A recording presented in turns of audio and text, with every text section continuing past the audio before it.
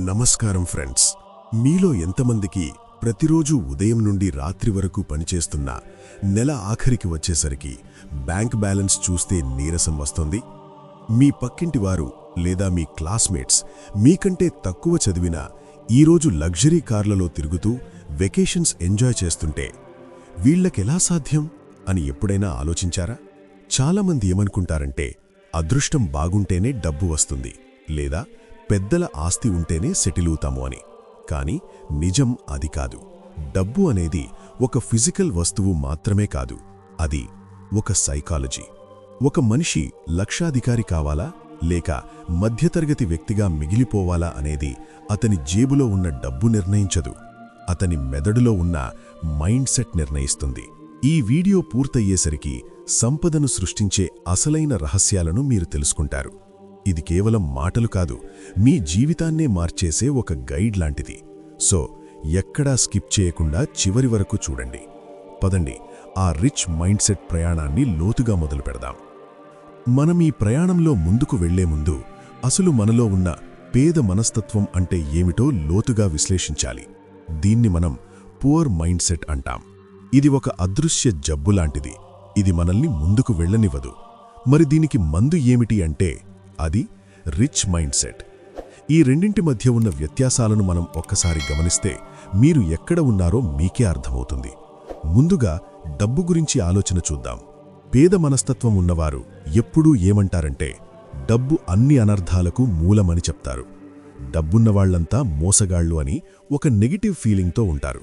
కానీ ధనవంతులేమంటారో తెలుసా? డబ్బు లేకపోవడమే అన్ని అనర్థాలకు మూలమని నమ్ముతారు. ఎందుకంటే డబ్బు ఉంటేనే మీరు మీ కుటుంబానికి మంచి వైద్యం అందించగలరు, మంచి విద్యను ఇవ్వగలరు, సమాజానికి సహాయం చేయగలరు. డబ్బు మిమ్మల్ని చెడ్డవాడిగా మార్చదు. మీ దగ్గర ఇప్పటికే ఉన్న గుణాన్ని అది మరింత పెంచుతుంది. మీరు మంచివారైతే డబ్బుతో మరిన్ని మంచి పనులు చేస్తారు, చెడ్డవారైతే మరిన్ని చెడ్డ పనులు చేస్తారు. అంటే డబ్బు అనేది ఒక మ్యాగ్నిఫైయర్ మాత్రమే. ఇక్కడే చాలామంది తప్పు చేస్తున్నారు. పూర్ మైండ్ సెట్ ఉన్నవారు ఎప్పుడూ డబ్బు కోసం పనిచేస్తారు. అంటే వారు తమ సమయాన్ని అమ్ముకొని జీతం తీసుకుంటారు. వారు పని ఆపేస్తే డబ్బు రావడం ఆగిపోతుంది. కానీ రిచ్ మైండ్ సెట్ ఉన్నవారు డబ్బు తన కోసం పనిచేసేలా మార్గాలను వెతుకుతారు. దీనినే ఇన్వెస్టింగ్ అంటారు. ఇక సమస్యలు మరియు అవకాశాల విషయానికి వస్తే సాధారణ వ్యక్తులు ఏదైనా సమస్య రాగానే భయపడి ఆగిపోతారు. కానీ రిచ్ మైండ్ సెట్ ఉన్నవారు ఆ సమస్యలోనే ఒక వ్యాపార అవకాశాన్ని వెతుకుతారు. ఉదాహరణకు, ఎక్కడైనా ట్రాఫిక్ సమస్య ఎక్కువగా ఉంటే దాన్ని తిట్టుకుంటూ కూర్చోవడం పేడ మనస్తత్వం. దానికొక సొల్యూషన్ కనిపెట్టి ఒక స్టార్టప్ లేదా యాప్ తయారు చేయడం రిచ్ మైండ్ సెట్. సంపద మనస్సును నిర్మించడంలో మొదటి సూత్రం ఏమిటంటే 100% బాధ్యత తీసుకోవడం. మనం ఎదగకపోవడానికి కారణం ప్రభుత్వం అనుకుంటాం, మన తండ్రి ఆస్తి ఇవ్వలేదనుకుంటాం, కంపెనీలో బాస్ జీతం పెంచడం లేదనుకుంటాం, లేదంటే మా గ్రహాలు బాగాలేవు అని లక్ మీద పడతాం. దీన్ని సైకాలజీలో విక్టిమ్ మెంటాలిటీ లేదా బాధితుడి మనస్తత్వం అంటారు. మీరు ఎప్పటివరకైతే ఇతరుల మీద వేలు చూపిస్తారో అప్పటి వరకు మీ పరిస్థితి మారదు. రిచ్ మైండ్ సెట్ కావాలంటే మీరు నేర్చుకోవాల్సిన మొదటి పాఠం, నా జీవితానికి బాధ్యత నాదే. బిల్ గేట్స్ ఒకసారి ఒక గొప్ప మాట చెప్పారు. మీరు పేదరికంలో పుట్టడం మీ తప్పు కాకపోవచ్చు, కానీ మీరు పేదరికంలో మరణిస్తే అది ఖచ్చితంగా మీ తప్పే. ఎందుకంటే పుట్టుక మన చేతుల్లో లేదు, కానీ బతుకు మన చేతుల్లోనే ఉంది. ఎప్పుడైతే మీరు ఇతరులను నిందించడం ఆపేస్తారో అప్పుడే మీ మెదడుకి కొత్త మార్గాలు కనిపిస్తాయి. రెండవ సూత్రం అబండెన్స్ మైండ్ సెట్. అంటే అపరిమితమైన సంపద ఉందని నమ్మడం. లోకంలో డబ్బు తక్కువగా ఉంది, వేరొకడు సంపాదిస్తే నాకు దక్కదు అనుకోవడం చాలా పొరపాటు. సంపద అనేది ఒక సముద్రం లాంటిది.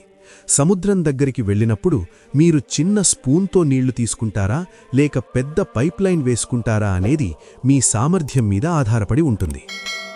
ధనవంతులు ఎప్పుడూ విన్ విన్ సిట్యువేషన్ గురించి ఆలోచిస్తారు. అంటే నేను ఎదుటివారికి ఎంత ఎక్కువ వాల్యూ ఇస్తే నాకు అంత ఎక్కువ డబ్బు వస్తుంది అని వారు నమ్ముతారు. గూగుల్, అమెజాన్ వంటి సంస్థలు లక్షల మంది సమస్యలను తీరుస్తున్నాయి కాబట్టే అవి $1 బిలియన్ కంపెనీలు అయ్యాయి. మీరు ఎంతమందికి ఉపయోగపడుతున్నారు అనే దానిమీద మీ సంపాదన ఆధారపడి ఉంటుంది.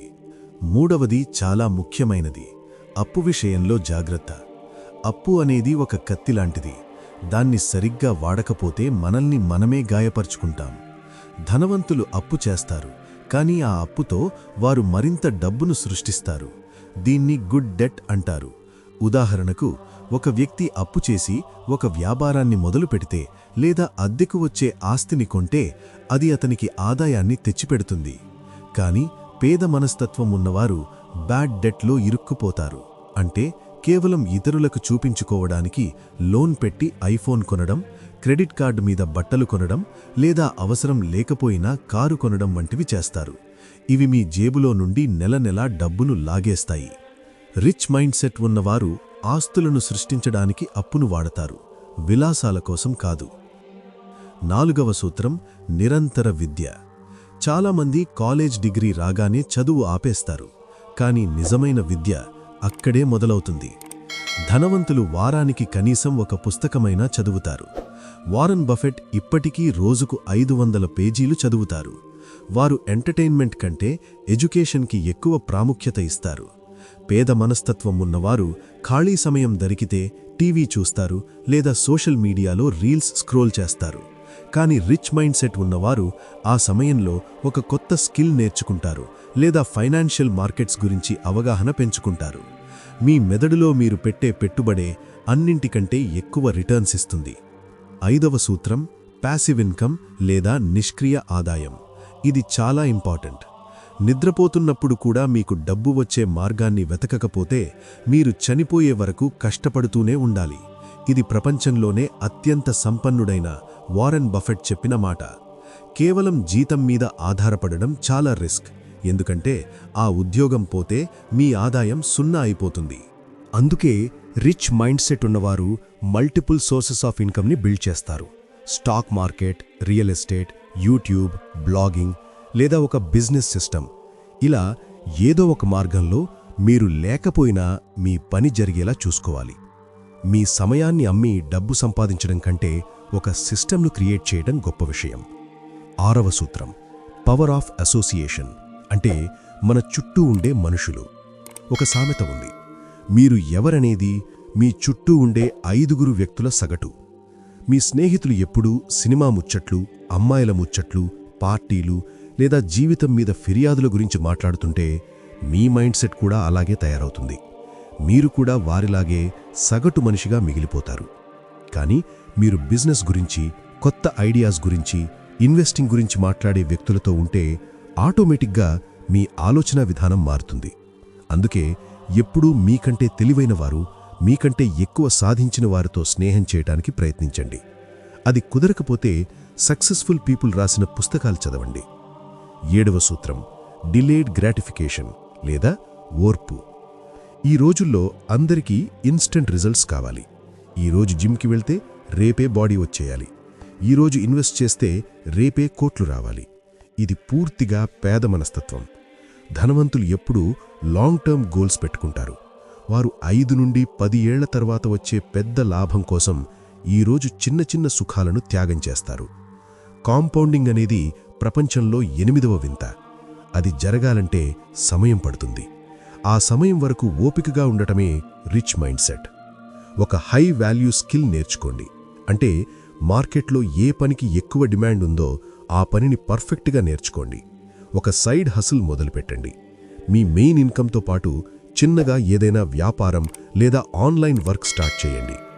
చివరిగా ఒకటి గుర్తుంచుకోండి మిత్రులారా, సంపద అనేది కేవలం మీ బ్యాంక్ అకౌంట్లో కనిపించే అంకె కాదు, అది మీ ఆత్మవిశ్వాసం. మీ మైండ్ను మీరు ఎలా ట్రైన్ చేస్తారు అనే దానిమీద మీ భవిష్యత్తు ఆధారపడి ఉంటుంది. నేను ఇది చెయ్యలేను అనడం మానేసి, నేను ఇది ఎలా చెయ్యగలను అని మీ మెదడుని ప్రశ్నించడం మొదలుపెట్టండి. అప్పుడు మీకు సమాధానాలు దొరుకుతాయి. మీ లోకల ఉన్న ధనవంతుణ్ణి బయటకు తీసుకురండి. ఈ ప్రపంచం అవకాశాలతో నిండి ఉంది. ఈ వీడియో మీకు కొంచెమైనా స్ఫూర్తినిచ్చిందని, మీ ఆలోచనా విధానంలో మార్పు తెస్తుందని నేను నమ్ముతున్నాను. మీరు రిచ్ మైండ్ సెట్ వైపు అడుగు వేయడానికి సిద్ధంగా ఉంటే ఐ యామ్ వెల్తీ అని టైప్ చేయండి. ఈ వీడియోని మీ ఫ్యామిలీ గ్రూప్స్లో మీ స్నేహితులకు తప్పకుండా షేర్ చేయండి. ఎందుకంటే మనం మారితేనే మన చుట్టూ ఉన్న సమాజం మారుతుంది. అందరం కలిసి ఎదుగుదాం. ఇలాంటి మరిన్ని లైఫ్ చేంజింగ్ వీడియోల కోసం మన ఛానల్ని సబ్స్క్రైబ్ చేయటం మర్చిపోకండి. మళ్ళీ ఇంకో ఇంట్రెస్టింగ్ వీడియోలో కలుద్దాం. Wish you wealth.